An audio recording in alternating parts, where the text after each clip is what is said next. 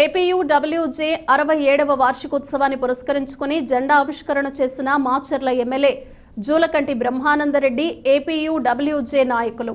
అనంతరం భారీ ర్యాలీగా బయలుదేరిన ప్రభుత్వ వైద్యశాలలోని రోగులకు పండ్ల పంపిణీ కార్యక్రమం నిర్వహించిన ఏపీడబ్ల్యూజే నేతలు, సభ్యులు సూర్యకిరణ్ మానసిక వికలాంగుల స్కూల్ నందు విద్యార్థులు అన్నదానం నిర్వహించారు. ఈ కార్యక్రమంలో ఏపీడబ్ల్యూజే రాష్ట్ర నాయకులు విద్యాధరణి మురళి, గాడిపర్తి శ్రీనివాసరావు, చిన్న పత్రికల సంఘం అధ్యక్షులు రాజు, మాచర్ల నియోజకవర్గం ఏపీడబ్ల్యూజే అధ్యక్షులు Sriramamurthy, secretary Kareemulla, treasurer Adivishnu, Pathan Jan Khan, Palnadu TV Jani, Mangaluri Rambabu, Tummepalli Sambasivarao, union నాయకులు, మీడియా మిత్రులు పాల్గొన్నారు.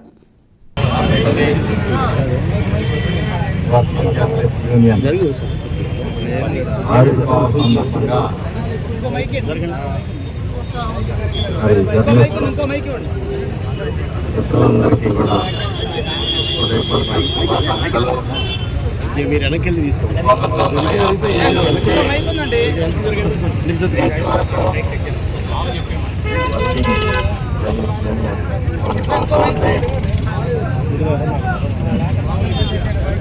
అనేక సందర్భాల్లో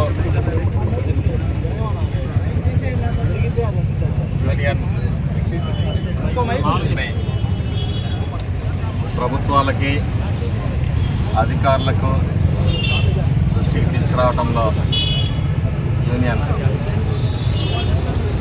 మరి సక్సెస్ విజయవంతంగా పనిచేస్తుందని భావిస్తున్నాము. మరి భవిష్యత్తులో కూడా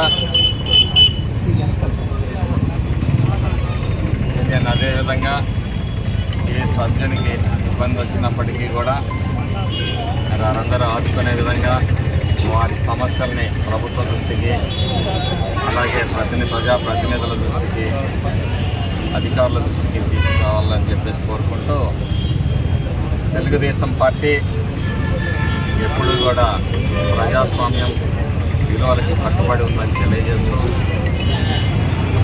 మరి గతంలో మీరు చూశారు, గత 5 సంవత్సరాల్లో ప్రజాప్రతినిధులు ముఖ్యంగా మరి అధికార పార్టీ ఏ విధంగా జర్నలిస్టులను కూడా తప్పుడు కేసులు పెట్టి వేధింపులు, సాధింపులు చేసి మరి జైళ్లలో పెట్టి లాఠీలతో కొట్టించిన సందర్భాలు కూడా మరి నేనైతే దురదృష్టం ఏంటంటే ఆ రోజు మీరు విధంగా స్పందించలేకపోయిందేమోననే భావం కూడా మాలో లేకపోలేదు. ప్రజాహితంగా ఉండాలని చెప్పేసి కోరుకుంటున్నాను.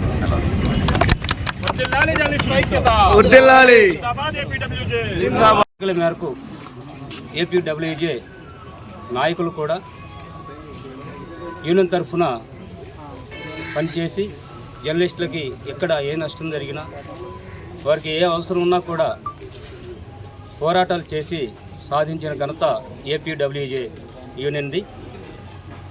ఏపీడబ్ల్యూజే యూనియన్ సాధించిన ఘనతలు మరొక యూనియన్ కూడా, జర్నలిస్టుల యూనియన్ ఎన్ని అయితే ఉన్నాయో ఆ యూనియన్లో ఉన్న జర్నలిస్ట్ సభ్యులందరికీ వాళ్ళందరికీ కూడా ఆ ఫలాలు అందుతూ ఉన్నాయి.